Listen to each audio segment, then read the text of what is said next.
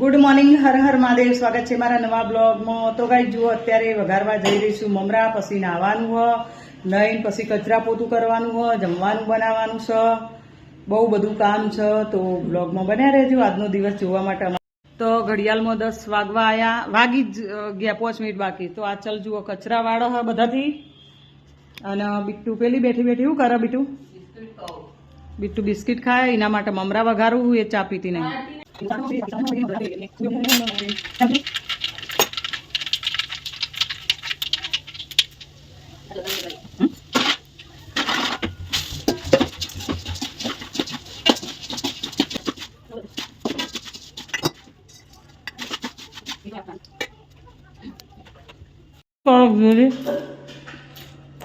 બીજું જમ ના પાડો, જમ ના પાડું. મેં ઓરેન્જ ખાધું ને ઓરેન્જ ખાધા પછી તરત મમરા થવું એટલે બળી.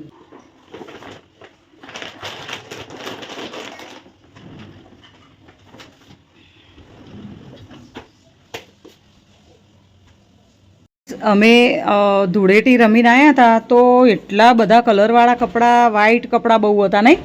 તો અમને એવું લાગ્યું હતું કે આ કપડાં અમારે ફેંકી દેવા પડશે.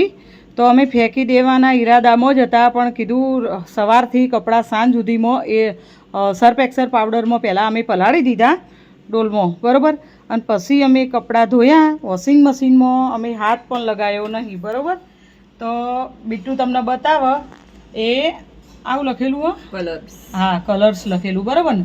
એમાં એ ઓપ્શનમાં અમે કપડાં ધોયા. તો હું તમને અત્યારે હાલ જ કપડાં બતાવું તો તમે જ કહેશો કે ના, ખરેખર નવા લાયા હોય ને, નવા એવા કપડાં થઈ ગયા ને બીટુ. તો ગાઈ જુઓ, આ ટી શર્ટ હતી ક્રિશને પહેરેલી, તમે બ્લોગમાં જોજો. જુઓ, આ ટી શર્ટ ક્રિશની હ, મેં આચલે પહેરી હતી. આચલે પહેરી હતી, હા આચલની, બરોબર. ક્રિશની પેલી હ, આરી આચલને પહેરી હતી.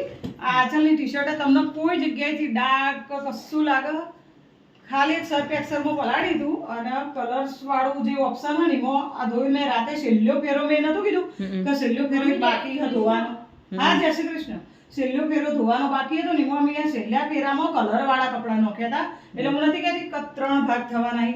તો જુઓ, એ આ છેલ્લા ફેરાના કપડા, આ ક્રિશની ટી શર્ટ.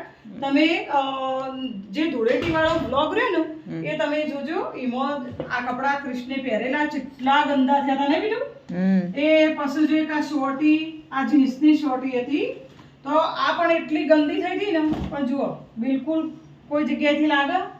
આ તો મેં કીધું હવે રાતે મારે બ્લોગ બનાવવાનો ટાઈમ હતો નહીં અને મોડું થઈ ગયું. જુઓ, આ બધું મેં હે ને કલરવાળા કપડાં બધા મેં પલાળી દીધા હતા પેલામાં, નહીં. તો ગાઈસ, તમને એવું લાગ્યું છે કે બ્લીચિંગમાં કપડાં પલાળ્યા છે એટલા આટલા વ્હાઈટ થઈ ગયા છે, પણ બ્લીચિંગમાં નહોતા પલાળ્યા. કારણ કે કલરવાળા કપડાં હતા ને, રંગબેરંગી કપડાં હતા અને વ્હાઈટ હતું, બધું હતું. એટલે આટલું કહેવાનું બાકી રહી ગયું હતું, એટલે હું કહી દઉં. તો બાલ્કની મારા હાથમાં પોતું કરવાનું આવે ને, એટલે તો બાલ્કની ધોઈ જ જાય. તો હમણાંથી આચલ પોતું કરતી હતી તો બાલ્કની ધોઈ નથી, ખાલી પોતું જ કરી દે. હા, એટલે આજ મારા ભાગમાં પોતું કરવાનું આવ્યું. 2 બેડરૂમોમાંથી તો એને પોતું કરી જ દીધું હ, કચરોય બધાથી વાળી દીધો. પણ એને ઇન્ટરવ્યૂ આલવા જવાનું હતું, એટલે મેં કીધું લાય તાણ હું આજે તો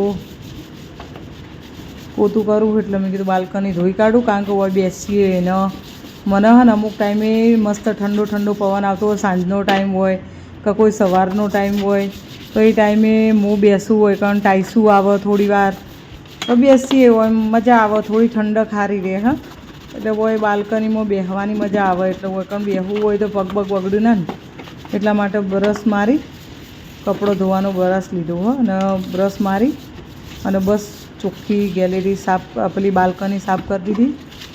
અમે કશું પડ્યું રહેતું નહીં હાલ તો, એટલે એકદમ બાલ્કની પડી જ છે. આ રીતે બેસવાનું એવું બધું થાય. બધાથી પોતો પોતો થઈ ગયો, ધૂળ બહુ આવે, પાછળનું કોમ બધું ચાલતું હોય ને એટલે ધૂળ આવે. ના તો પણ હાલ મેં પાણી નાખ્યું, વાઇફર મારી દઉં એટલે તરત જ ઉકાઈ જાય. એટલે હવે આચલ પછી ગમે ત્યારે પોતું કરે તો ચાલે ને. 2-3 દાડે ધોઈએ, કાયમ નહીં ધોતા, 2-3 દિવસે ધોઈએ.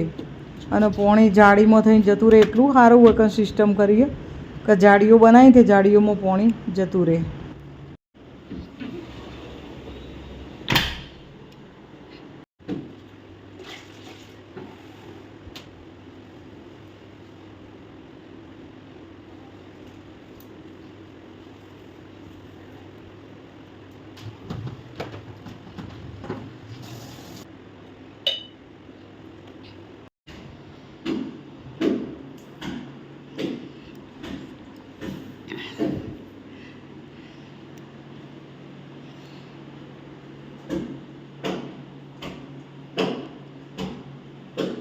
પોતું બધાથી થઈ ગયું, પાણી બાણી પી લીધું. હવે મગની દાળ પલાળી દઉં. આજે બપોરે તો બીટુને જમવાનું બનાવવાનું હોય એટલે પલાળીને રાખું. બીટુ નાહવા જઈએ એટલે દાળ પલાળી દઉં, એટલે બીટુ નહીં ના આવે એટલે કે દાળ મસ્ત ફોતરાવાળી પલળીને તૈયાર થઈ જાય. થોડી વાર કોઈ બી દાળ હોય ને થોડી પલાળીને રાખીએ ને એટલે બંધ તો વાર નહીં થતી, ફટાફટ બની જાય. તો બસ હવે હું નાહવા જાઉં, બીટુ નહીં રહી હોય એટલે બીટુ હવે જમવાનું બનાવવાનું. હું એક બાજુ નહીં બાથરૂમો બધા ધોઈ કાઢું, નાહતી આવું બાથરૂમ ધોતી આવું. તો ગાઈસ એક વાત કહું કે મારા વાળ તમે પહેલાં આ મેં સ્ટ્રેટનિંગ ને સ્મૂથનિંગ ઓન હા તે બધું કરાવ્યું ને એના પહેલાંના તમે મારા વાળ જોયા હોય ને તો ખરેખર એટલા મસ્ત વાળ હતા, જાડા વાળ એટલા મસ્ત હતા. મારા ખુદના વાળને નજર લાગી જઈ, બહુ ખરાબ થઈ ગયા. ઉતરીશ એટલા ને એકદમ આટલા કરલી વાળ તો મારા ઓરિજિનલ હતા ને તો આટલા કરલી વાળ હતા જ નહીં. તો ગાઈ ચલો જમવા માટે જુઓ બપોરનું જમવાનું તૈયાર થઈ ગયું હો. બીટુએ હું નાહવા જઈ બાથરૂમમાં ધોયા, માથું ઉડાવ્યું એટલી કરીને બધું જમવાનું બનાવી દીધું. દાળ બનાવી મગની ફોતરાવાળી અને રોટલા બનાવ્યા બાપડીને જેવા આવડે એવા, અને રોટલી બનાવી દીધી. એને રોટલી વધારે ફાવે, રોટલા હોય થોડા પણ સહેજ આવા આગા પાછા થઈ જાય પણ ચાલે, આપણા ઘેર ખાવા માટે તો વધુ ના આવે. અમે તો બધા ખાઈ લઈએ હે. અને દાળ બહુ મસાલા બસાલા બહુ મસ્ત રીતે બધું કરીને બનાવી છે ને. તો મૂન બીટુ બે જમવા બેઠા. ક્રિશ આવ્યો પણ આંચલને લેવા ગયો હો. આમાં તમે અત્યારે છે ને મગની દાળ હોય કે પેલી મિક્સ દાળ હોય, અડદની દાળ હોય, પણ તમે રોટલો ભાગીને ખો ને તો તમને ખાવાની મજા આવે. હવે તમે ઓની જગ્યાએ ઉનાળો આવ્યો ને, હવે શાક હરખા નહીં આવે, તમે ગમે તેવું શાક બનાવો પણ તમને કોઈ શાકમાં. તો ગાઈસ બપોરે ઊંઘી ગઈ હતી મસ્ત રીતે અને પૂણા પોચ થઈ ગયા. તો ચા બનાવીએ, બધો મોબાઈલ જ ફેદી રહી.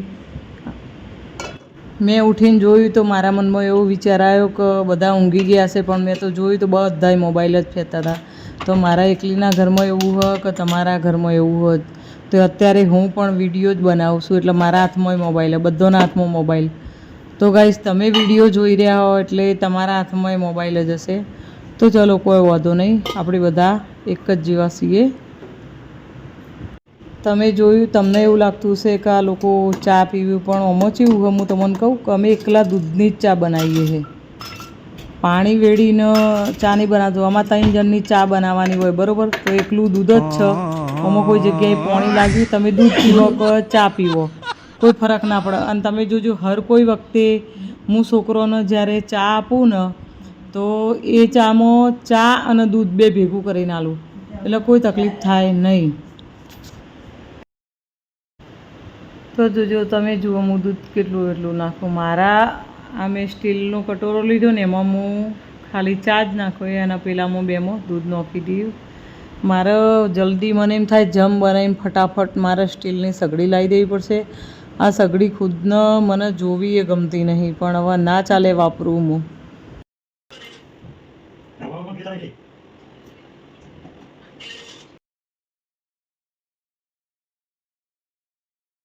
તો ગાઈસ કના ઘરમાં આવો છોકરો હોય બહુ હેરાન કરવાવાળો. તો ગાઈસ મેં કઈનો કપડો પલાળીને રાખ્યો તો લગભગ હું ઊંઘીને ઉઠી હું, ચા બા પીધી. હવે બધો કપડો મસ્ત એકદમ ફોકાઈ ગયો, ધોવાઈ તો હુકાઈ ગયેલા જેવો. ગરમીમાં તો અડધો કલાકે નહીં થતો અને કપડો હુકાઈ જોઈએ. હમણાં હાલ ધોવાઈ જશે ને તરત સ્ટેન્ડ ઉપર ન હોય ને, અને સાંજે દીવાબત્તી પહેલાં તો કપડાં લઈ લઈએ ને તરત જ હુકાઈ જોઈએ. શિયાળામાં વહેલા ધોઈએ ને તો વધુ ના, અત્યારે તો શાંતિથી ધોઈએ તો ચાલે. જેટલો કપડો પલળ્યો ને એટલો સારો આપણને ફાયદો થાય, ફટાફટ ચોખ્ખો. તો ગાઈસ હું આજે અલગ રીતે માલુપુઆ બનાવવા જઈ રહી છું. ગોળ પલાળી દીધો હ અને ઘઉંનો લોટ 4 વાટકી જેવો લીધો હ. મને હે ને આ બધો માપથી હોય ને એવું માપથી મને નહીં ફાવતું, મને અટકળ જ મારી રીતે જ ફાવે. હા તો ચલો બનાવીએ. અંદાજ ઉપર 4 વાટકી જેવો લોટ લીધો હ અને ગોળ લીધો, ગોળનું પાણી બસ આવી રીતે. બસ તો આવી રીતે તૈયાર કરી અને મોય બ્લેન્ડર ફેવરી અને પછી 1.5 કલાક માટે મૂકી દીધું હતું. અને બસ તો જુઓ આવી રીતે માલુપા બનાવવાના તૈયાર કરી દીધા. તવીમાં થોડું તેલ વધારે રાખવાનું અને બસ આવી રીતે એક એક કરીને આપણે પેલા પૂરી જેવા તે દિવસે બનાવ્યા હતા ને, મારો બ્લોગ જોયો છે તો ખબર હશે. તો આ રીતે તવીમાં બનાવવા હોય તો આવી રીતે બનાવવાના. અને એક બીજો એક આઈડિયા હ હું તમને હમણાં બતાવું કે આવી રીતે ગોળ ના થતો હોય ને તો શું કરવાનું ખબર, વચ્ચે ગ્લાસ મૂકી દેવાનો, કોઈ બી ગ્લાસ ઊંધો પાડી દેવાનો. જો મેં પેલો સાઈડમાં મૂક્યો એક જ ખાલી બનાવ્યો હતો ટ્રાય કરવા માટે, તો બસ એવી રીતે વચ્ચે ગ્લાસ મૂકી દેવાનો ને પછી ગ્લાસ ઉપર આવી રીતે જે ખીરું હોય ને લોટનું એ રહ્યું નાખી દેવાનું, એટલે ઓટોમેટિક ગોળ થઈ જાય. એટલે કોઈ આમાં જાજુ હોય ને એ બ્લોગમાં બન્યા રહું બતાવું. તો ગાઈસ જુઓ, હું તમને બતાવું તો કોઈ આમાં જાજી મહેનત કરવાની જરૂર નહીં, બસ આ રીતે માલુપા ઉતરી જાય છે. તો બતાવું છેલ્લે તમને ગ્લાસ ઊંધો પાડીને. તો અમે ઓના જોડે આજે બટાકાનું શાક બનાવ્યું રસાવાળું, અને આવી રીતે માલુપા બનાવ્યા. અને બસ આ તો આજનો બ્લોગ. તો ગાઈસ કોઈ આમાં કોમ કીધું નહીં કે બહુ વધારે એ હદ નહીં, સિમ્પલ રીતે કોમ મેં એક તો પહેલાં પાડ્યો તો પણ મને હું ફાવે ને એટલે હું આ ગ્લાસ ઊંધો પાડીને નહીં કરતી. આ તો જેને ના ફાવતું હોય એના માટે જ, નકર ડાયરેક્ટ થઈ જ જાય પણ આ તો મેં તમને ખાલી કીધું કે ના ફાવતું હોય ને ગોળ બનાવતો, વચ્ચે તેલ હોય ને ચોંટી જતું હોય ખીરું, તો બસ આ રીતે કરી દેવાનું. તો છેલ્લું એક તમને બતાવવા માટે કર્યો, તો મેં પહેલાં ટ્રાય કર્યો પછી તમને બતાવવા માટે કર્યું. તો જુઓ આવી રીતે કરીને એક એક કરીને માલુફા ઉતરી જશે. તો માલુફા બનાવજો, બનાવીને મસ્ત રીતે ખાજો બધા, અને ઘરમાં બધાને ખવડાવજો, અને મને કોમેન્ટ કરજો કે કેવા બન્યા હતા. તો